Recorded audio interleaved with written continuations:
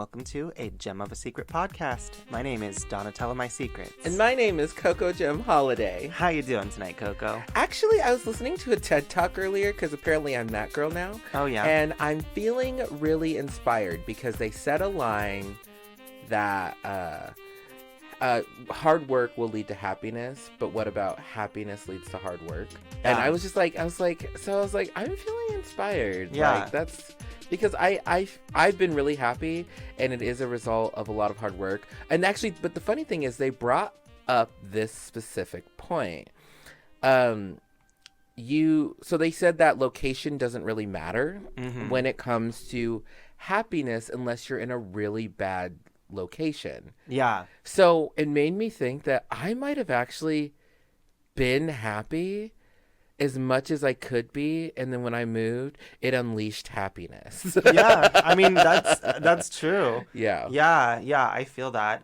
I've kind of been, like, looking into stuff like that as well, but more so, like, in, like, the realm of, like, raising my vibration and stuff like that, and, like, aligning myself with the goals that I want for myself, going into this new year, and, like, the expectations I have for myself, and, like, really trying to put intention behind the words that I say, which is something that I'm not used to. No, and I get that. I get that. Because as we get older, and we wanted to talk about this, it's so stupid, but like, one thing that's making me feel older, especially going into this next year, which I will be 35. Yeah. Is TikTok. Oh my goodness. Oh my gosh, TikTok makes me feel like a fucking old man. It does, right? I rewatched a video that I like recently posted, and like it's not gonna be as horrible as I'm making it seem because I'm a little insecure. But anyway, I was like rewatching a TikTok that I posted back, and I'm like, am I like that creepy like bald old dude that like doesn't know how to do the cool things on TikTok? And based off of my Google searches, you would assume yes. But I also like, because I was worried I was like that too. But when I watch the videos, like the how-to videos, like, so the biggest one that people like to show you how to do is like, it plays a song or whatever that says whoa or something, and you're jumping into different shoes and like you wearing a different outfit every time you jump, Yeah. like that TikTok. And there's so many how-tos about how to do that. Yeah. It is the most ridiculous and complicated process. I was like, oh, I don't need likes that bad. Like, yeah. Right. Am I old because I don't need likes that bad? Right. But as drag queens, we kind of do. Like, we do. Well, we want them. Like, I want to get like a little bit of like a little bit of recognition for what I put on there, because I'm like, okay, I'm like putting like pieces of myself out on TikTok. Well, I did the wipe it down, and so I did that. And because I watched a video about how, because I'm old, apparently. Yeah. So I watched a video about how to do it, and it's easy. It was an easier one, obviously. I just had to like look real nice and whatever. So, it didn't get enough notoriety, and I got so sad because like I put effort into that. Like I looked so cute, and like my little whatever. Yeah. Screw TikTok. Yeah. Wait, I forgot to ask you, Donna, what are you wearing? Oh, you know what? I'm actually dressed up as Sharon Stone from Basic Instinct. Oh, and I can see it. I keep crossing my legs in front of you. Yikes! Over and over again. Yes, I know. Doing that little like that little kick move. Yeah, it's incredibly alarming. Oh, I'm sorry. I'm really sorry. So, I'm dressed up as Pamela Anderson from Baywatch because my new like breast form like makes my titties look real good. I love it. So I decided to put like on a pink Lizzo swimsuit and whatever, but I'm wearing a really like bleached out blonde wig that doesn't go with my skin tone because I really wanted to feel the fantasy. I love it. I dig it. Thank you. Yeah, she's Lizzo from Baywatch. I love it. Lizzo from Baywatch. Actually, just as a side note for pop culture, like you probably saw that thing about Lizzo. Like, so Lizzo posted a video like showing her body in all forms, and what was so weird about it is so Lizzo is just doing a juice cleanse to like clear herself, and she's lost some weight doing it, and like people freaked out. They're like, oh my God, I can't believe she hates her body and she wants to lose weight and all this stuff. And I'm like, everybody wants to lose a little weight. Like, I mean, that's fine. People's bodies are allowed to fluctuate, That's the thing like, I'm all for, like, celebrate your weight at whatever weight you're at, as long as you're happy and you're a vibrant. I believe you can be happy in any shell, any husk that we come into this world on. Honestly, Any husk. any husk that we're taking place in the simulation that we're currently on. I don't know what version of it is or how Yeah, many no, iterations I've been sure. in, but Yeah, well, and I mean, like, it's not a negative thing to necessarily want to improve your health. I mean, it's no, a it's juice not. cleanse. It's not. Yeah, And just, I don't know, stop policing people's bodies, especially when they're famous. yeah. Big, like, I know that she's like, big girl empowerment, black girl magic, Hmm. like, but it's okay for her to go on a juice cleanse and maybe lose 30 pounds or something. Like, Yeah, it's, well, and people just can do whatever the hell they I want know, to it's do. their own Like, damn body. like They're let, alone. let them do what they want to do as long as it's not harming themselves or anyone else, like let them live. Yeah, T. So this episode specifically, we are talking about relationships again. I know we had Yeah. our brief, like, breakdown of the new cast for Drag Race, which obviously we're Drag Queens, we care Yes. about that. We were interrupted a We little were bit interrupted. because that, was kind of just dropped on us. Yeah. And apparently a season of UK is coming out at the same time. So, Oh, cool. that too. That's really cool. Yeah. So this kick started. So we're going to talk about a bunch of different subjects. And we are going to ask each other a question, which I think will be fun to start this. But this whole kick started because of we were looking at it. Donna sent me a TikTok that included the word fantasy bonding. Yeah. It said fantasy bond. And so we both had to look up what fantasy bonding is, and we'll explain what it is later. But this is why we had to get back into relationships. So the Yes. first question is, what is the best date you've ever been on? The best date I've ever been on involved a very nice dinner at a very nice restaurant and then a spontaneous trip to go camping. And that was probably like the reason why I liked it a lot is because it was like the being outside and camping is like one of my favorite things, and there was like a closeness to it. And followed like to have like the really nice dinner too. It was like at a French restaurant. It just kind of like set the tone for the night, and it that's was very cute. thoughtful and very sweet. And it was just like, hey, I got like paid, so like we're gonna make this night special for us, and we That's cute. got to sleep under the stars, and yeah, it was very romantic and nice. So, from what I remember, the best date I've ever been on, and it sucks because I've been on really wonderful and amazing dates with Adam, but Adam came so much later in my story. Yeah. So like the romance wasn't at the level during the time. And so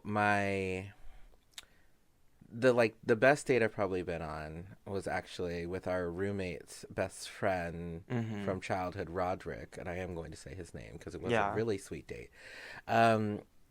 We did two really cute dates. We did one choose your own adventure dates, which was cool. Like we set up like clues and whatever. But another date we did is I took him to my favorite spot on the monument, which is the long trail that goes down is Serpent's Trail, I think, right? Yeah. And then so we did that as a kind of like a midday night hike with a picnic. And so Aw. we brought a picnic, and then like we ate on the monument and whatever. And it did get physical or whatever. It's not necessarily part of why it's great. Yeah. But but that's always nice. it was. Yeah. Well, because I had actually never done anything sexual in public before. And so we did that, and we looked at the city, because looking at the city on Serpent's Trail was just so beautiful. Yeah. Like day or night, it was beautiful. Yeah. So we sit on that like huge rock part, and we just existed with each other, and it was so cute, and it was fun, and like I'm just like not that girl anymore for dates like that. I don't know, but that was like my best. Yeah. Yeah. Well, that's So good. getting into the topic, there were three topics that we were going to get into. Fantasy bonding was one. But what Yeah, was the other so one? that was one that we were going to get into. Also, like, well, I mean, I think attachment. There's different types of attachments that people form with others, and I'm not like a psychology like expert at all, but that's kind of what we're going into is a little bit of the psychology of love. Like I said, I'm not an expert on this. These are just like things that I know like a little bit about, but like kind of anxious attachment in relationships as well. What does that mean? Anxious Or examples or anything. So like an example of anxious attachment would be like triple texting when you're like Don't that attack types me of like stuff. that. Yeah, that's anxious attachment. You're a bad person. I don't want to do this anymore. And I'm it done. comes out of a place, it comes out of a place of like loving someone a lot, but also being insecure about certain things, I and just that's so funny. Gosh, it's funny. Many of our friends, I feel like, are going through this even currently. But like, what I recognize from at least even that small definition you gave is that is the anxious attachment. Do you think it's formed because you're worried they don't like you, or do they like you and you're still doing it? Like they're like, oh no, I'm not going anywhere, and you're still like being an anxious mess with the attachment. So that's the thing. Anxious people who have anxious tendencies tend to seek out people that make them feel that way. A lot of the times when we have that type of trauma, because this all is born in trauma, Yeah, like it's everything all seems born to be in in our lives. in our past. It's all born in trauma that we've had in the past. So we tend to, as anxious people, a lot of the time seek out partners that may have traits that could trigger that. But especially when we're like just starting out kind of dating, we seek individuals that might be a little bit detached from that. And there's a whole different type of personality set that they experience when it comes to like love, because they have trauma. They have they have an experience that is very different from ours. So it's dependent kind of on your past. I don't know, it's the situations you get in as someone who has either like anxious attachment issues or like removed issues, like you're detached. It just kind of depends. That's interesting. Like, and when it comes to this conversation of psychology of love too, even though we're not psychologists, this is what we're calling this episode. Yeah. What's really weird to me, so like we're just having a conversation. Yeah. Is what we're doing. Me and Donna have had a slew of relationships, positive and negative, like when it comes to like this sort of thing. I remember when I was in college, I I did the whole thing where like I fell for a guy who didn't live in the same zip code or state. And it was going well and like it was cute and whatever, but I was a virgin at the time and I thought that this relationship meant something. And to be honest, I like the person. He's cool. Like we went to high school together. He was a couple years younger than I was, and he grew up to be a snack and whatever, and like we were bonding and cute and like we were kind of dating and whatever, and like but we never really like made the bond to like meet and whatever. And I used to text him constantly and whatever. And then what I was also seeing though is I saw he would post pictures he would send me to like MySpace as well. Yeah. And like, and I just, that hit me weird.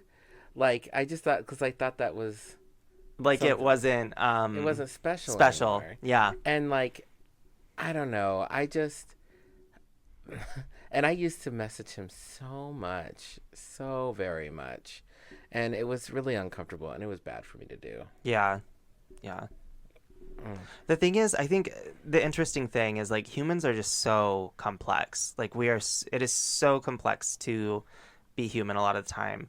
And there are so many different types of, personalities that form based on our experiences. And it's really hard to like be someone who has like those type of anxious tendencies. Yeah. Because it a lot of the times can like ruin things for you before they even get going too. Yeah. Yeah, you experience that a lot. I do. Oh my gosh. Yeah, I do. Well, I mean, and that kind of brings me, I mean, we talked a little bit about it to start, but talking about like the fantasy bonding, the whole reason why we decided to kind of do this episode is because of the TikTok I sent you about the fantasy bonding. And it's just such an interesting like thing that I hadn't heard of before. Yeah, so from what I take from what a fantasy bond is, actually, I'm going to wait until after the break. So, Donna, how are you feeling tonight?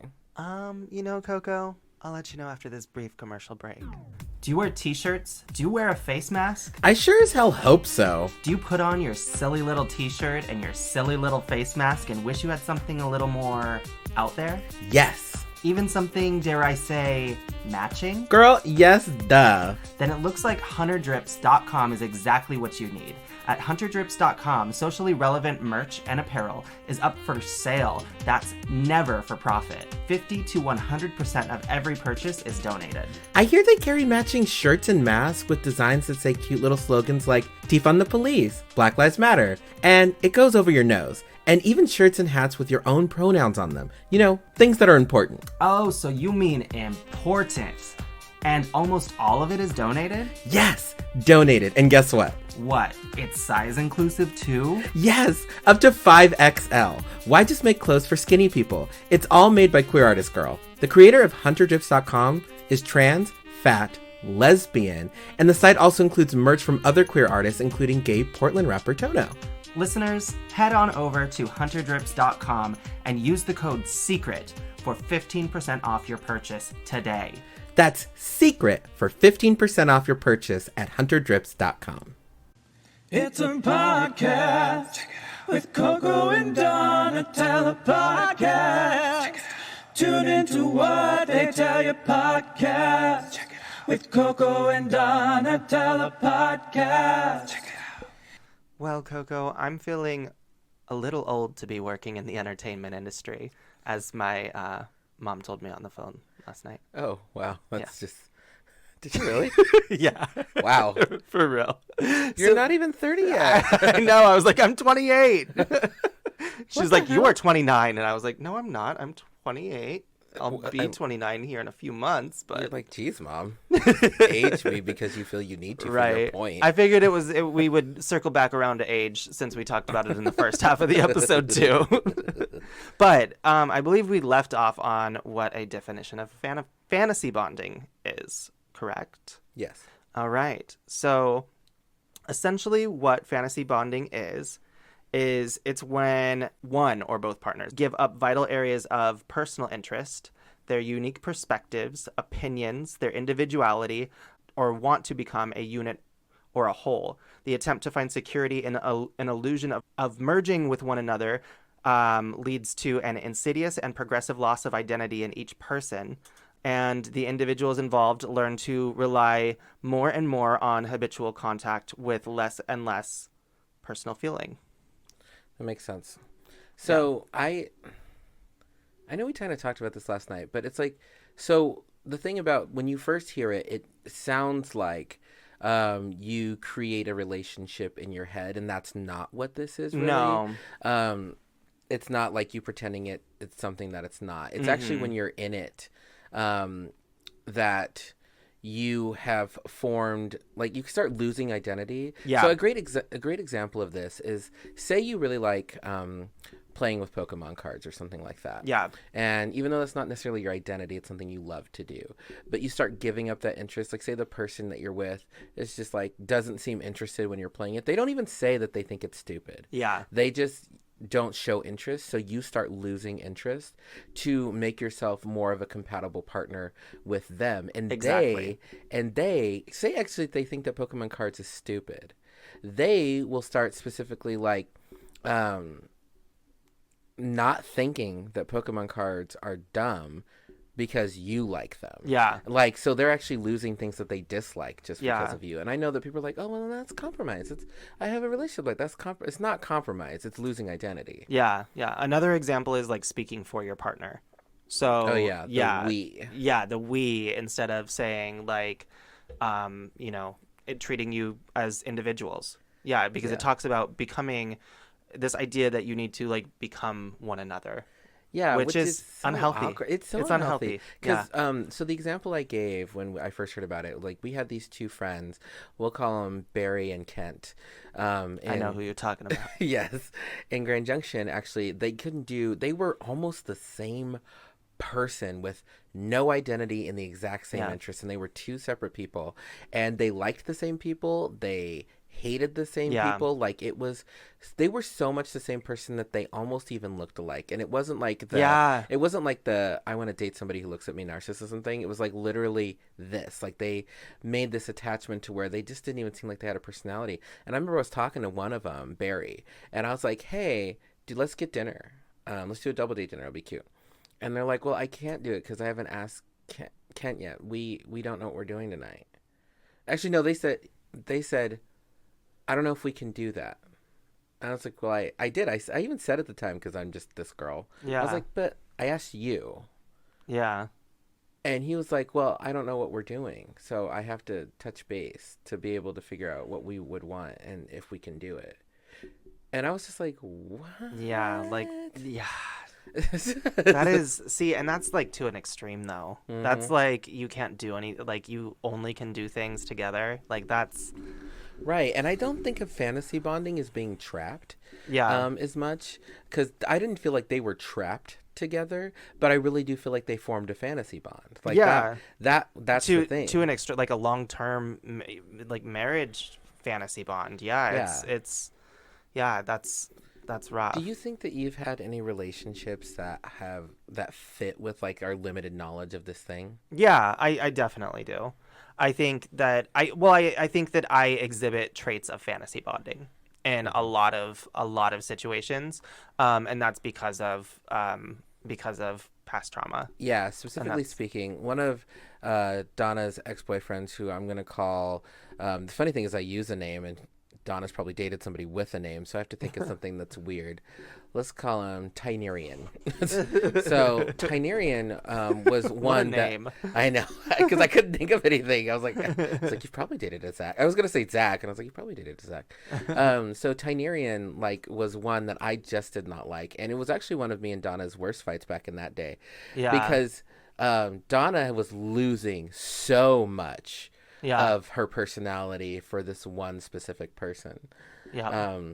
That it was like getting uncomfortable, and we like argued about it. It was almost like he like kind of like shaping me into a different person. Yeah. And what was so alarming about that was it was like your interests started to change a little bit. Yeah. And they like did. even Tynerian like started doing drag like aggressively. So maybe it was a fantasy bond on both ends. Yeah, I think I mean I 'Cause think they there were didn't do also drag after.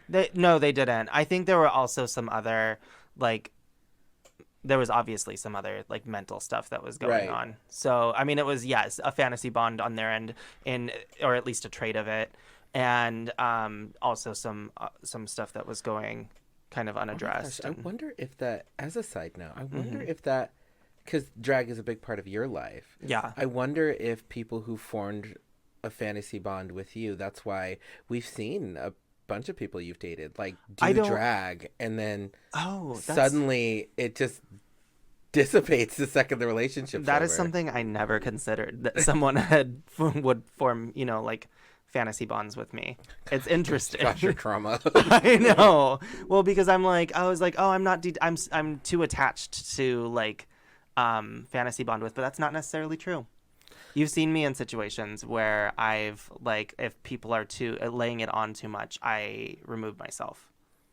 Yeah, you do actually. One of the last people, and we had this. Actually, we talked about it on the podcast. Yeah. I said, "Why do you recoil?" And then you actually gave a great definition of saying that you feel like you crave the anxiety, and if somebody gives you too much stability, it just seems unattractive because your body's just conditioned to like want the anxiety of not knowing how they feel. Yeah, and I also think too that could be. I don't want to say that it's all just on my end either with that. But I think also it could be that they have maybe a lack of boundaries. Oh, Like maybe. they exhibit behaviors that result in a lack of boundaries, and that pushes me away. Oh, that's interesting. I So- actually hadn't thought about that. Yeah, and I got to thinking about it with the last example that we were talking about that I had, where I did that, where I kind of was like recoiling from the interest, and it was because there were some lines that had been crossed already Right. in like the first week of us hanging out. Oh yeah, maybe. Yeah. Maybe actually, maybe. Yeah. I mean, because obviously the outcome we don't know at this point, but like, because like that's the other thing, we're speculating because we don't know how the other person felt in a specific Yeah. moment, Yeah. because obviously some people could have attachment anxiety, like we even talked about, to circle back. That's why they do aggressive check-ins and use the thing is, people, and I know listeners, and I do want to say this for everybody, you should not let somebody lock you in, because we talk about toxic traits like, oh, if you're mean to me, I'm going to kill myself, like kind of stuff, which is toxic, right? Yeah. Yeah. But what's also toxic is saying like, like, I just think that like you're really it for me. Like, I just think that you're it, because they want to lock you in while they still are discovering their feelings. Yeah. And I have to admit, I've kind of been that person at times, because like my dating history is so all over the map that sometimes I would try to lock somebody in a little bit faster while I was trying to figure out if I still actually really appreciated them. So it could be that too. Yeah.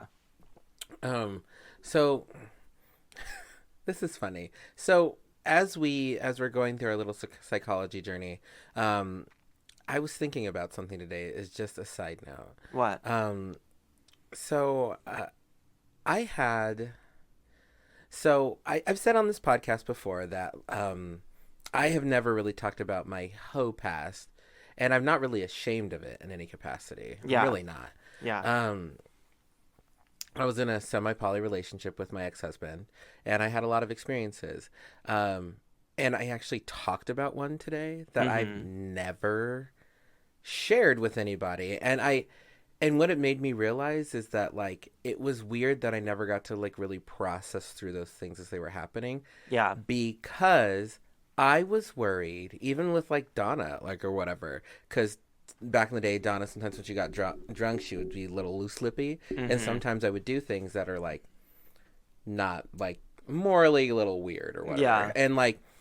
And so I realized that even though that's not trauma, it's stuff that I never, like, really thought about or worked through, because I didn't really have anybody to talk to about it. Yeah. Like, I think that's why therapy is so important in the first place, because it gives you the ability to talk about something instead of just letting it exist as part of your being. For real. No, I think that's extremely important.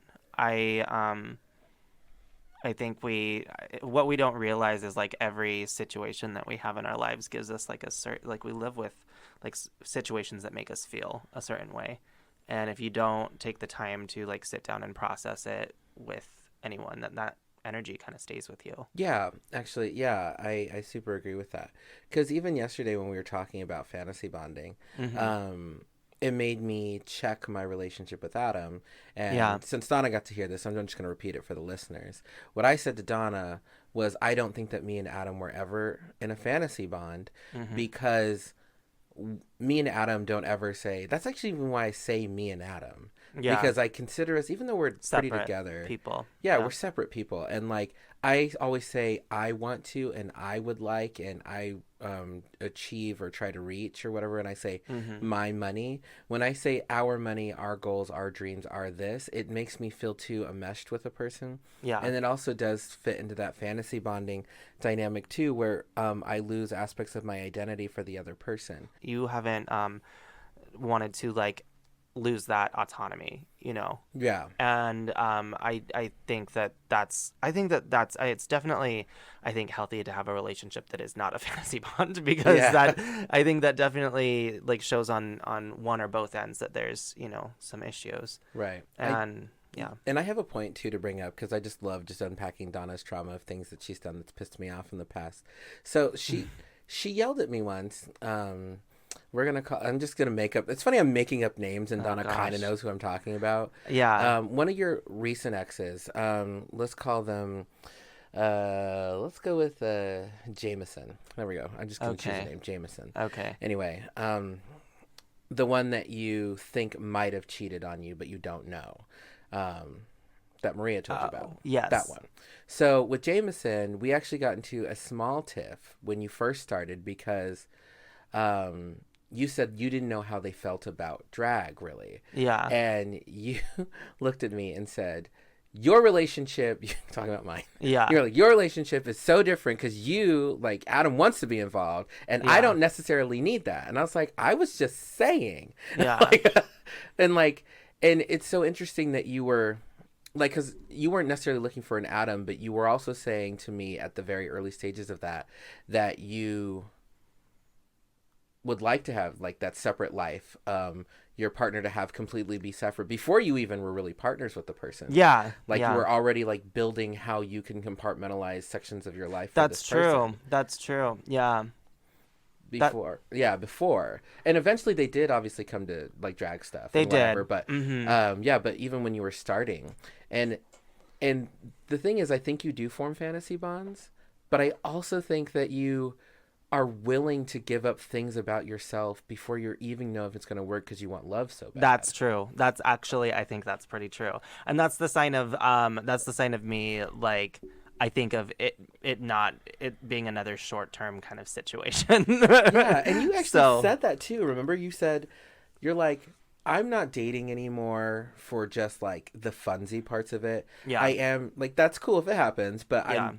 I'm dating for partnership, but not expecting anything. Like you were Yeah. like, I'm dating, because like I want something long term. You're like, Yeah, you're I like, do. I'm just not letting f around with these boys. Yeah, and I don't know. I think the situation that you brought up earlier, I forgot what name you used, but Jameson. Jameson, yes, Jameson.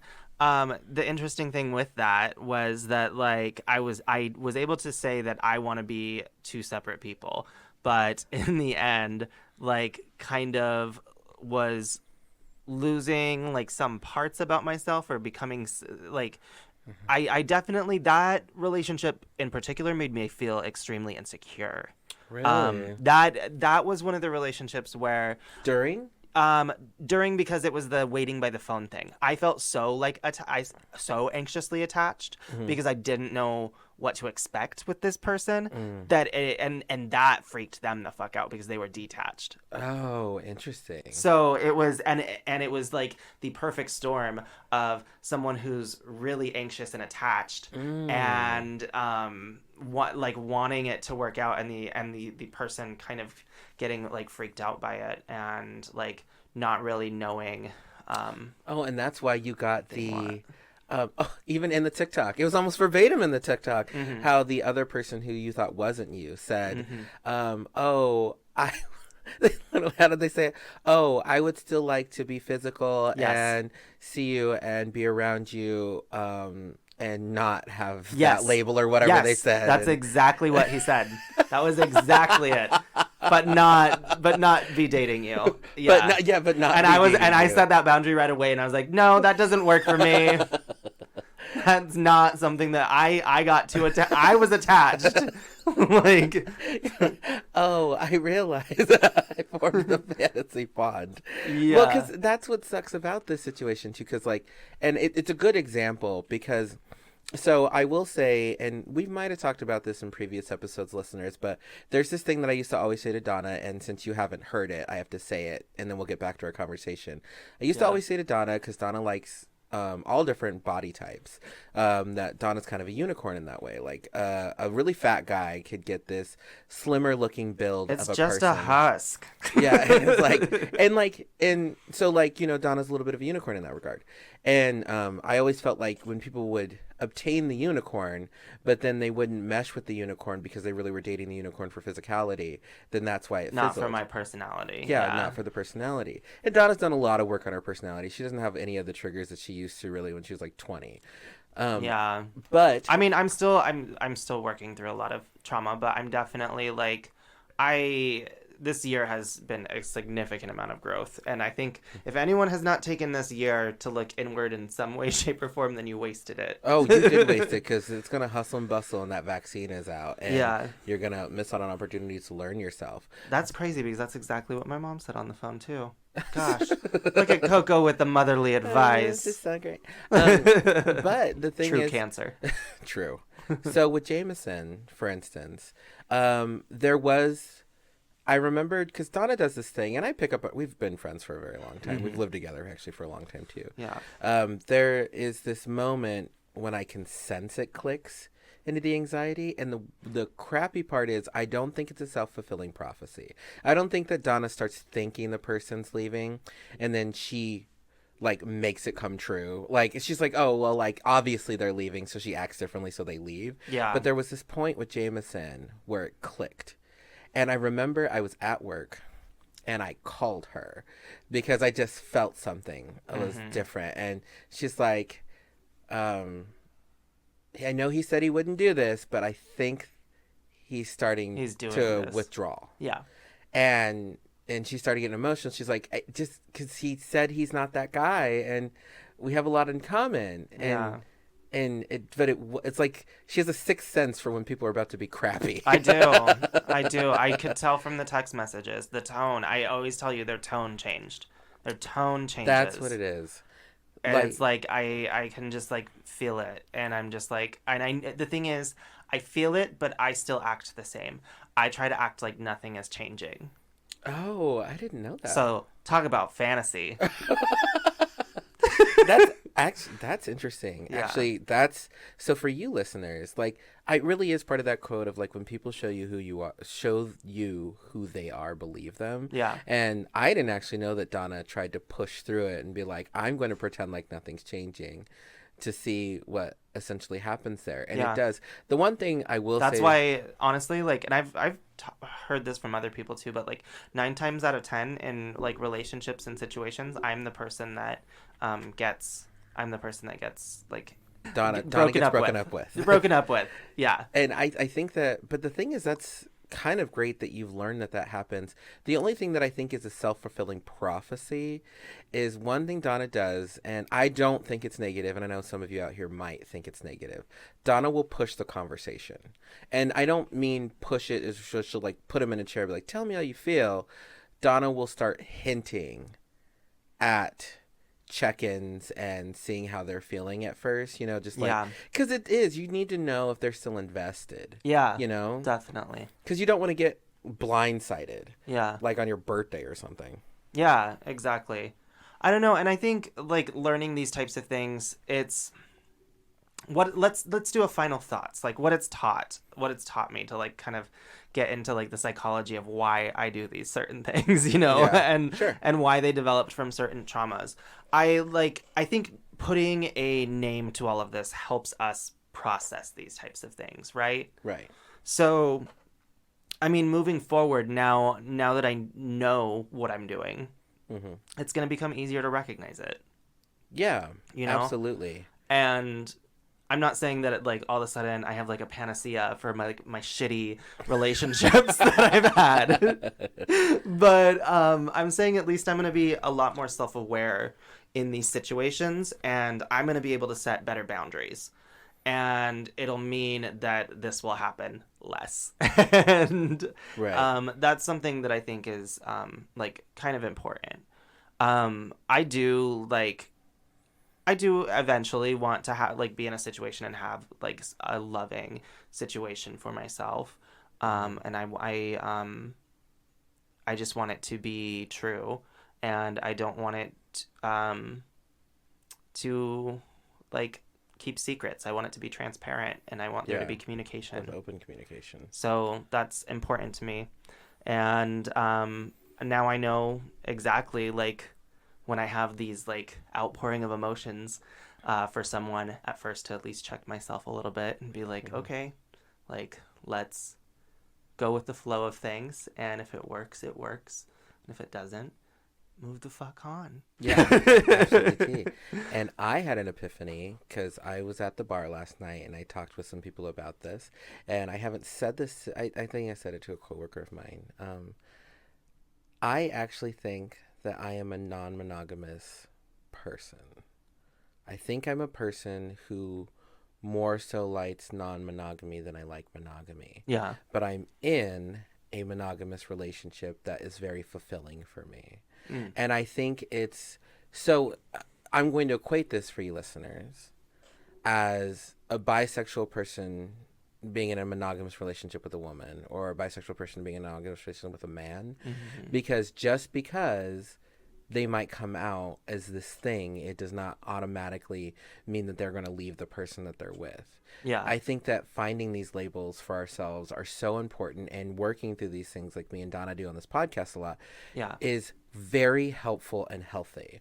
Yeah. Understanding that I have traits that aren't meant to be seen as something negative, like a cheater, but they're traits about what I'm more attracted to in the sense of who I am as a person. Like, it's part of my, like, bi gender, being bisexual. Yeah. I'm more of a non-monogamous person. That's more of a preference, who happens to be in a monogamous relationship with a cisgender man. Yeah. And there's nothing wrong with that. There's not. Literally the introspection that I know that me and Donna do on this a lot, I think, listeners, for you all, with my final thoughts, is explore it. Like, truly explore it. Like, go into why you operate and do the things you do. Like, Donna and I used to say a long time ago that if you are constantly in a perpetual cycle of negativity, like, it is okay to actually think it might be you. Like, Yeah. and then start doing the work. It like, is. we say constantly about how we work through our trauma because we don't want our trauma to be a hindrance towards Or projected on others. and that's Yeah. what was funny about that TikTok today. Just Yeah. as another final note, Yeah. it says my triggers My or trauma response my trauma response triggered. triggered your trauma. Yeah, triggered your trauma. My trauma response triggered your trauma. Yeah. And I think that, and they're like, so because, like, we're just doing this and we're bad, you know, like, Yeah. because it's true. And I have friends like that who Yeah. I want to have this moment with and whatever. And so what I want to leave you with, listeners, is seriously, do the work. Because it is a true age-old adage Yeah. that when you love yourself, you will eventually find somebody who loves you for you, because Exactly. you're a whole person, you're complete, you understand your flaws, your positivities. I'm not saying be perfect. Don't wait to be perfect. Don't Yeah. ever tell somebody, well, I'm working on myself for the next 17 years and then I'm ready to date. Yeah. Like, you can work on yourself while still dating. Yeah, of course you can. Of course you can. So, I guess, yeah. Yeah, I guess that's it. I mean, we talked about in part 1 and part 2 different things for relationships, and this one was the psychology. I think it was a very enlightening discussion, and we will see you next week, listeners. Yeah, and if you have any questions for us, please leave it at our website at www.agemofasecretpodcast.com. Bye. Bye. This has been another episode of A Gem of a Secret podcast. The hosts of A Gem of a Secret podcast are Donatella My Secrets and Coco Gem Holiday. You may follow Donatella My Secrets at Donatella_My Secrets on Instagram. You may follow Coco Gem Holiday at Coco Gem Holiday on Instagram. Original music by Touche Douche and Party Favors. You can follow them respectively at The Touche Douche and at Party Favors Music on Instagram.